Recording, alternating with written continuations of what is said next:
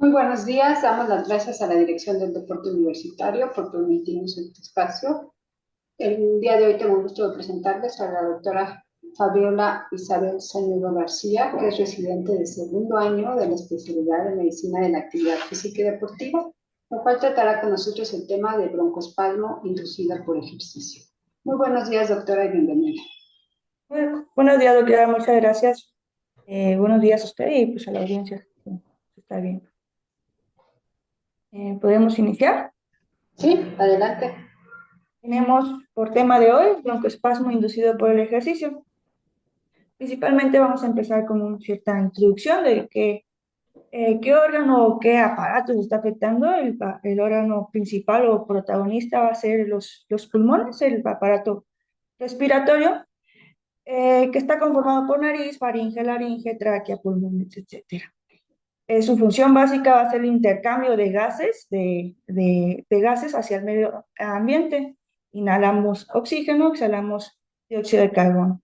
Y esta función pulmonar va a ser valorada a partir de dos componentes principales, uno mecánico y otro de intercambio gaseoso. En esta ocasión únicamente vamos a valorar lo que es el componente mecánico, que es donde está afectada principalmente lo que nos está afectando esta enfermedad. Este va a ser valorada por la integridad de los volúmenes pulmonares, qué tanta cantidad de aire inhalamos y qué tanta cantidad de aire podemos exhalar. Y también el desplazamiento o la facilidad que pueden pasar este aire por a través de estas grandes vías respiratorias. Veamos a la vía respiratoria como ciertos conductos donde pasan aire. Pues solo pasa aire. Pues debe tener una gran facilidad pues, para poder respirar y para poder sacar el aire correctamente. Este componente mecánico va a estar conformado por la distensibilidad de los pulmones, que tanto se pueden distender, si hay alguna enfermedad de que no lo permita distenderse de la manera apropiada, también de la distensibilidad de la propia caja torácica, intervenido por los músculos respiratorios, el diafragma, los músculos intercostales, que le van a permitir expandir este tórax, y también lo importante aquí, lo que vamos a ver, si hay alguna resistencia o hay algo que le esté dificultando el paso del aire por estas grandes vías. Eh, por, eh, por definición, tenemos que broncoespasmo inducido por el ejercicio va a ser una hiperactividad de la vía aérea que hace referencia a un estrechamiento transitorio de esta asociada al ejercicio. Pero ¿qué nos quiere decir esto? Va a haber una movilización de células, de secreciones. Aquí tenemos una vía aérea permeable donde va a pasar perfectamente el aire, no va a haber nada que lo pueda restringir o no permitir este paso, pero en esta enfermedad sí va a haber estas células inflamatorias, estas secreciones que le van a dificultar este paso. Por lo tanto, este calibre bonito, circular, que le permite pasar el aire, siempre va a empezar a estrechar, se va a empezar a hacer más delgadito, entonces va a dificultar este paso del aire. Este aunado asociado al ejercicio, esta sintomatología o esta enfermedad va a ser durante o después del ejercicio. Ahorita más adelante vamos a tomar eso. Pero hay que tener en cuenta esto de que es, cuál es el mecanismo de que estos conductos empiezan a estrecharse, empiezan a ser más chiquitos, y entonces dificultan este paso del aire después de realizar el ejercicio. Vamos a tener varios escenarios en los que los pacientes pueden llegar a nosotros eh, para pedir consulta. Principalmente tenemos pacientes con asma no controlados, pacientes que ya tienen diagnóstico de asma, ya tienen su espirometría, tienen su diagnóstico médico de asma, y pues por X o Y no tienen un buen control de su sintomatología, están presentando sus broncoespasmos, sus sibilancias, su tos durante el día, pero también aparte lo tienen después del ejercicio. Tenemos otro lado, los pacientes asmáticos, pero que sí están controlados, que durante su vida cotidiana no tienen ningún tipo de sintomatología, pero esta sintomatología empieza después de hacer cierto ejercicio vigoroso. También tenemos otros tipos de pacientes, los que no tienen asma, no tienen ninguna otra enfermedad pulmonar, pero al realizar ejercicio vigoroso empiezan con esta sintomatología de broncoespasmo, de tos, de sibilancias, que pues le es molesto y le dificulta después. Entonces vamos a tener estos 3 pacientes que nos podrían llegar a la consulta. Como epidemiología, tenemos que del 5 al 20%, o dependiendo de la bibliografía, de la población general van a presentar este broncoespasmo inducido por el ejercicio. Pero lo importante también aquí es de que el 90% de los pacientes que tienen asma van a presentar este broncoespasmo. Entonces es importante identificar estos pacientes, o si algún familiar, algún amigo ya saben que tiene asma y lo tiene controlado, pero también podría presentarse sus broncoespasmos, sus síntomas, a pesar de estar controlado después de realizar el ejercicio. Y pues podría ser contemplado normal o pues en esta patología. Y del 15 al 20% se van a presentar en atletas. Entonces tenemos que la mayoría de las personas que van a presentar broncoespasmo inducido por ejercicio van a ser personas asmáticas, pero no toda persona que tiene broncoespasmo, perdón, toda persona asmática va a presentar broncoespasmo, pero no toda persona que tiene broncoespasmo es una persona asmática. Son dos entidades completamente diferentes.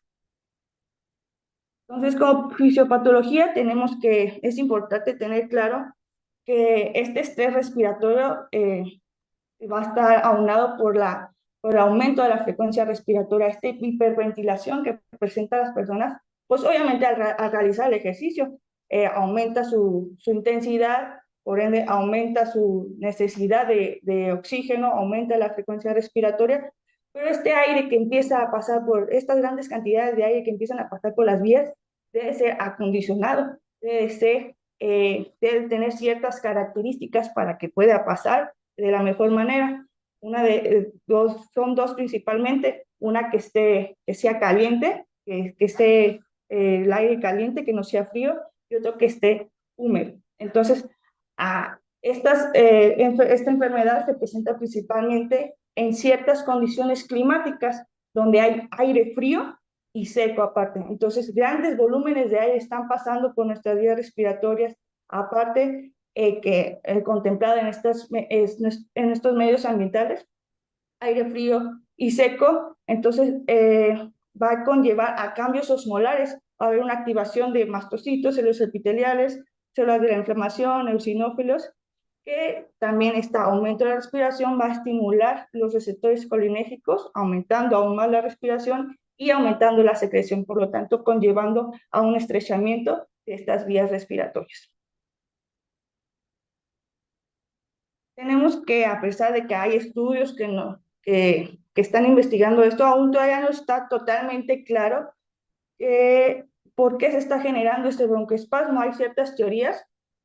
Una de ellas es esta teoría, la teoría termática, la cual es básicamente conlleva lo que ya he platicado, lo que acabo de mencionar, cómo se trata de calentar y humidificar este aire.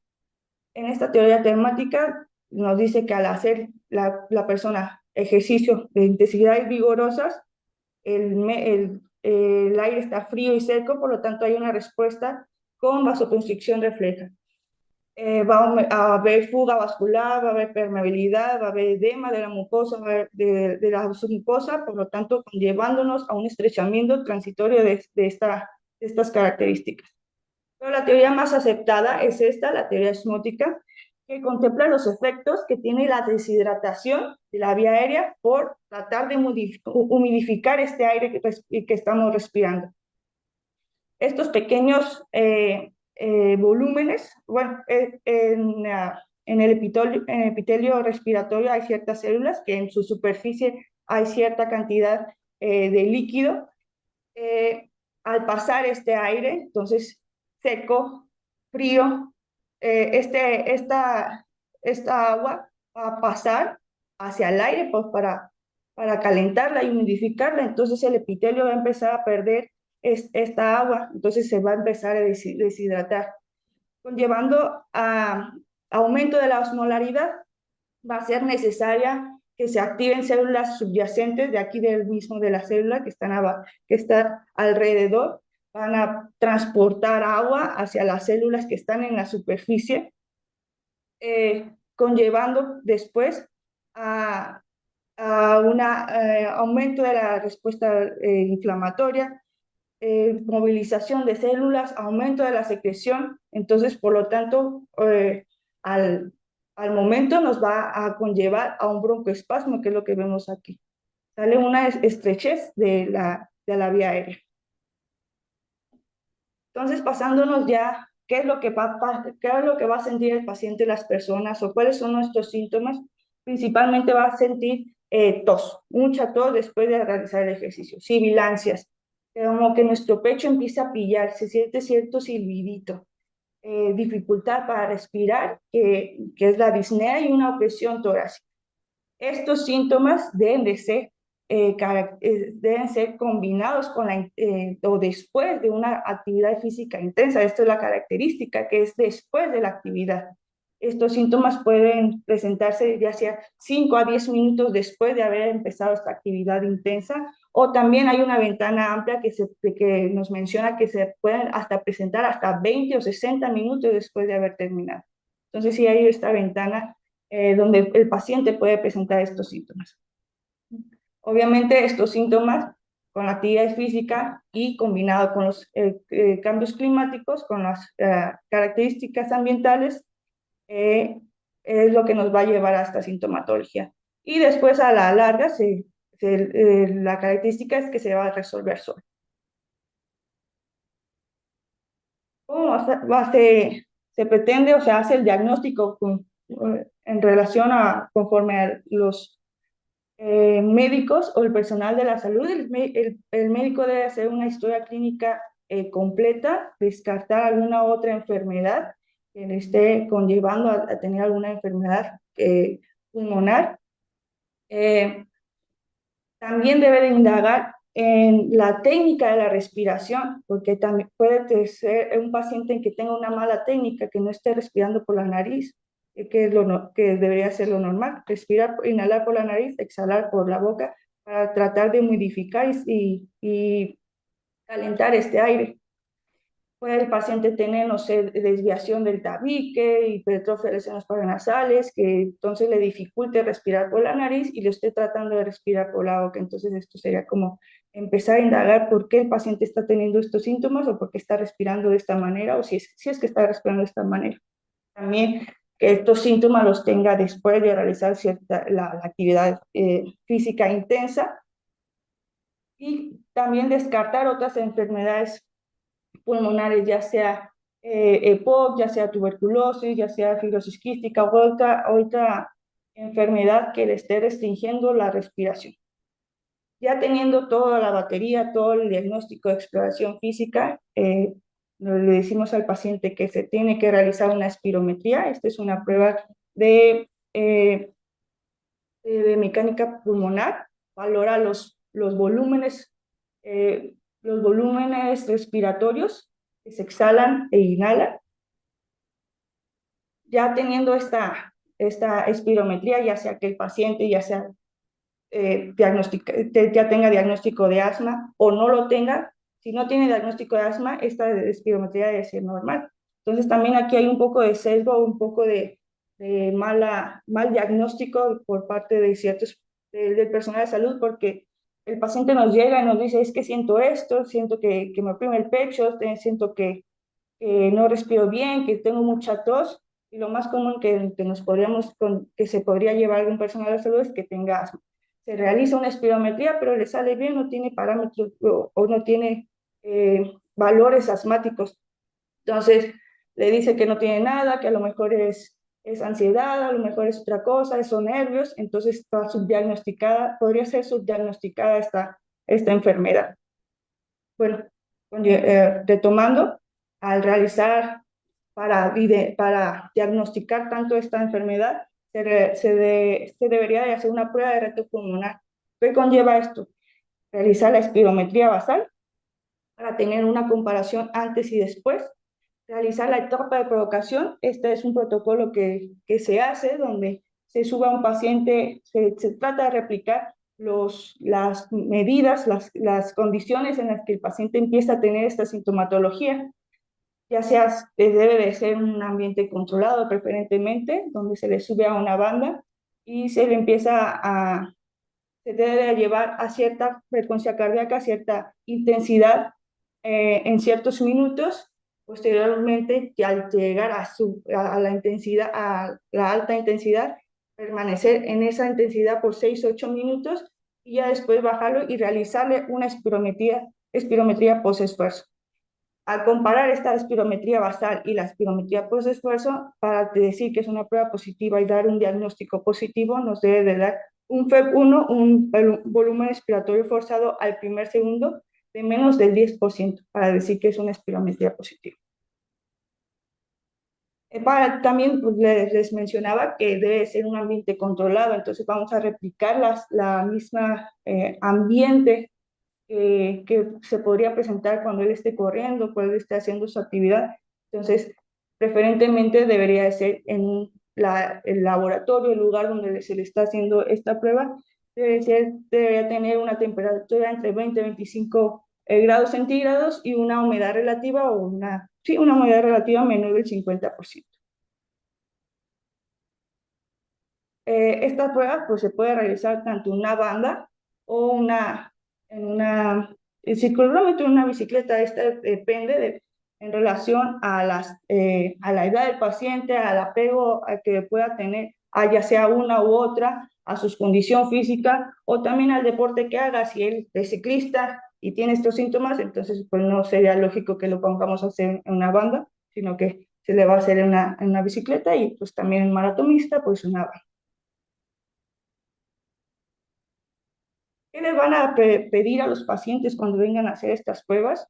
Principalmente de ropa cómoda, pues van a realizar actividad física, un desayuno ligero, suspender ciertos alimentos o medicamentos que nos puedan alterar o dar falsos negativos de la prueba. Si el paciente ya tiene diagnóstico de asma y está presentando estos síntomas después de realizar el ejercicio, entonces pedirle que suspenda sus broncodilatadores, sus inhaladores cierto tiempo antes, pues para que no haya este sesgo. También ciertos medicamentos, ciertos alimentos como el café, el chocolate, el refresco.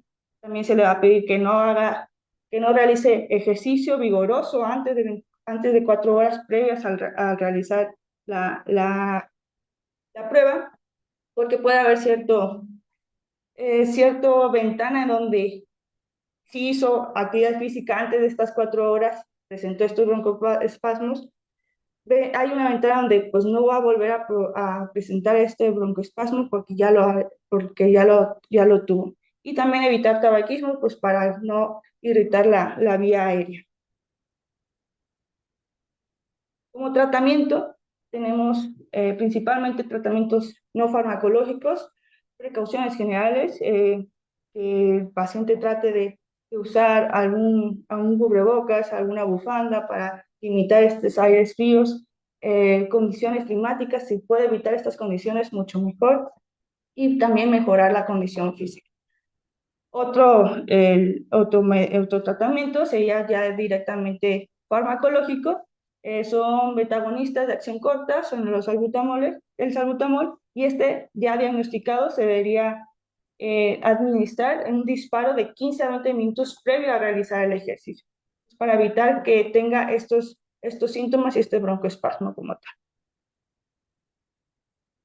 Aquí muestro una tabla donde hay ciertos deportes en relación al riesgo en donde se pueda presentar estos broncoespasmos, pero todo va aunado a qué tanta actividad intensa haga, por cuánto tiempo y las condiciones en las que se hace. Por ejemplo, el deporte de bajo riesgo nos menciona que hace un esfuerzo mínimo de menos de 5 a 8 minutos, entonces muy rara, poco frecuente podría llegar a su máximo o permanecer en su máximo por este tiempo que ya le habías mencionado.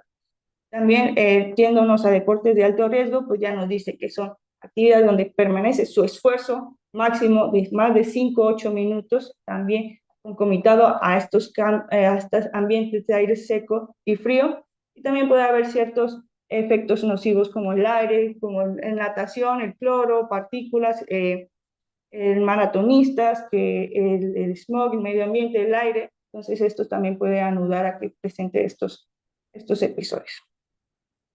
Por mi parte, sería todo. No sé si hay alguna pregunta entre los comentarios. Muchas gracias, doctora. Es un tema muy interesante y muchas veces, como bien lo menciona, subdiagnosticado, ¿no? No se sabe, muchos nadan y salen de la competencia y tienen mucha tos y creen que, como siempre ha sido así, pues que es algo normal. Si yo tengo un niño que padece esto, ¿hay algún deporte que yo le pueda recomendar o algún deporte que yo le deba de limitar para que no se presenten estos accesos?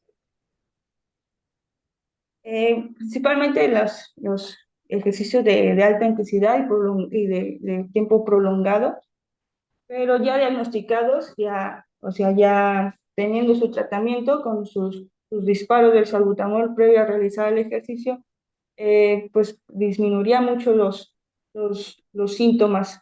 Entonces, también en natación, pues se podría un poco mm, tener la precaución por estas partículas de cloro, el agua. Entonces, sí serían estos deportes. Ok, ¿y hay algún tipo de manera de prevenirlos, calentando más, usando a lo mejor un cubrebocas, un ambiente más controlado? ¿Qué nos puede decir al respecto?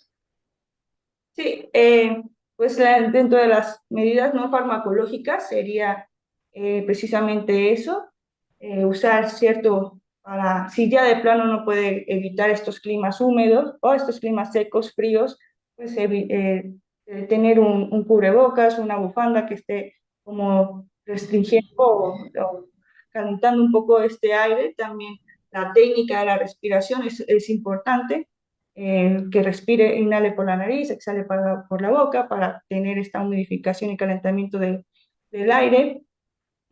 También se podría cierto calentamiento, pero principalmente si ya se tiene el diagnóstico de broncoespasmo, pues es simplemente llevar consigo su salbutamol y darse sus disparos de 15 a 20 minutos previos a realizar su actividad.